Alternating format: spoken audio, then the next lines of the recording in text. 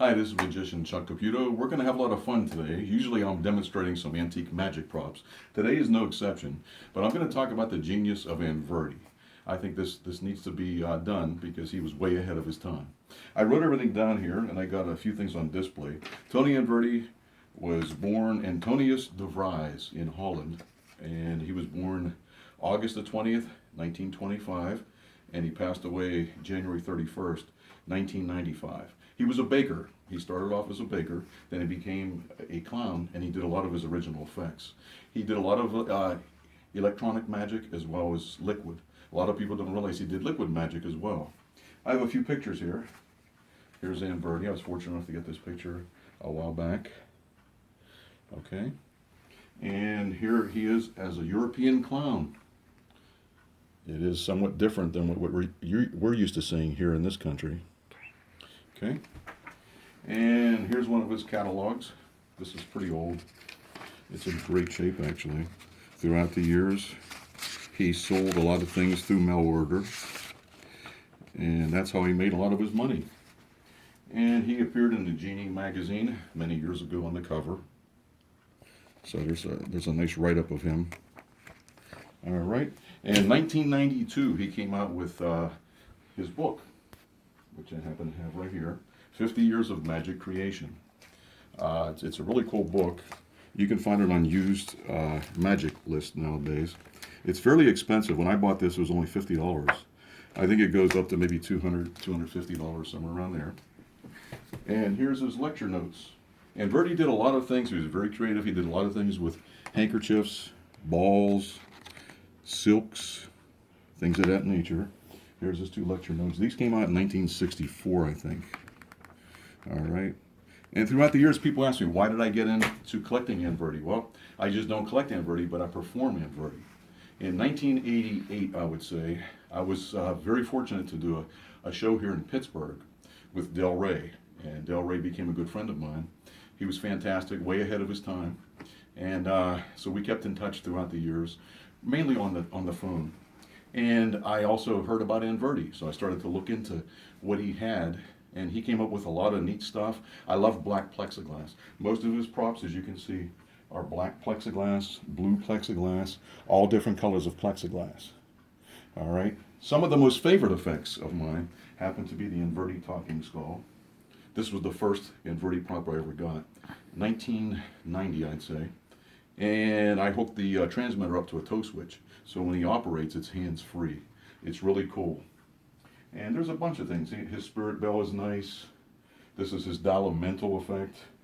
Here's the spooky coin box where a coin gets put on here.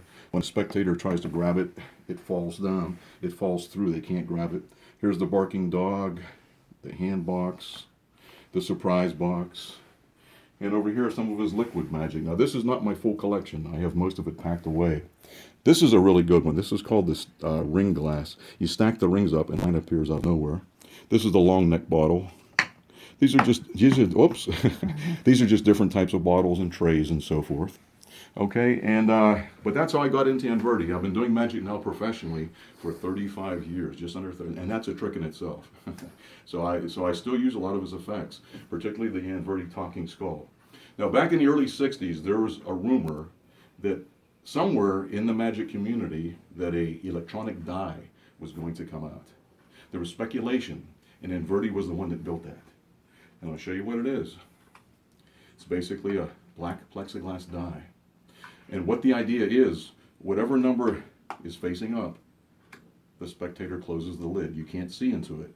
And yet the magician can discern what number is facing up. Here's how it works.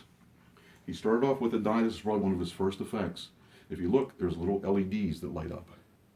Right now it's on number 5. Okay. Excuse me, number 4. All right, now we're going to take this out. We'll put it on number 1. Watch the LED. It'll light number 1. Okay? So whatever one you put inside, the uppermost number will correspond to the matching LED. 6 is off. So you put it on 6, nothing happens. Okay, so if there's no reading, it's a 6, or somebody might be playing games with you, and they might actually not put the die in the box. But this is the early 60s, and this was something that came about and nobody could believe it. Let me show you the inside of this receiver. It's all hand wound coils. I mean, it's unbelievable that this thing even still works. But he was way ahead of his time. It's really a fascinating piece of magic. The other thing I wanted to show you, his last effect, I believe, or one of his last, was another die effect. It's called the floating die. This is one of my favorite effects as well. All you do is you gesture toward it. Go up, please. Up, yes. Stop. Back down. All the way down. Up, up. Stop right there. Go up a little further. And what's cool about the Anverdi die is you can actually take it out. And this can be examined and passed to the audience. So I hope you liked our little tour of the Inverting magic. If you have any questions or anything, feel free to contact me. You could locate me on the internet or wherever. Thank you very much. Have a great day. I think I could finally relax. What do you say? Let me have a seat on this stool here if I can. Let's see.